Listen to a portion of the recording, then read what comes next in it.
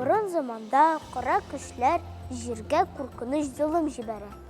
Шул шақта кішілер көклерден ярдәм сұрай башлайды. Көклер жер йөзіне зур ак арыслан төшерә. Ул халыкка явыз көчне җиңәргә булыша һәм һәр вакыт ярдәм итәргә сүз бирә. Риваятта әйтелгәнчә, жер йөзендә ак арысланнар яшәгәндә кешеләр чарасыз булмаячак. Сәлам дуслар, ничек уйлыйсыз? Жер йөзендә ак арысланнар хәзер дә бар микән? Белмәсәгез, белегез, жер йөзендә нибары 300-гә якын ак арысланнар яши. Һәм аларның икесе Казан зоопаркында. Ике бер туган Крикс һәм Каспер Кырымдагы Тайган арысланнар паркында туган. Аларга хәзер 6 яшь. Ак арысланнарны кыргы табигатьтә очрату булмый диярлек. Аларны махсус парклар һәм тыюлыкларда үрчетәләр. Ак арыслан гадәти арысланнан төсе белән генә аерыла.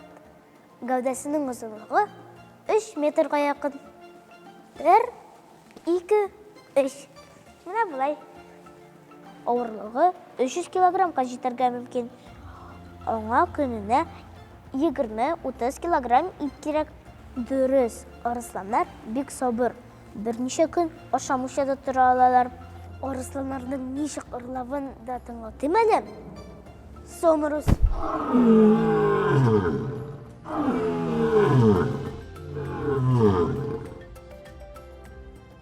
Бу җанварлар йокларга бик ярата. Алар көненә 23 сәгать йокларга мөмкин. Арысланнар төркемләп яши. Бу төркемне прай дип атыйлар. Әти арысланнарның башында зур матур яллары була. Ак арысланнар кыргы табигатьтә 16 елга кадәр яшәргә мөмкин. Ә зоопаркларда 30 елга кадәр яши ала.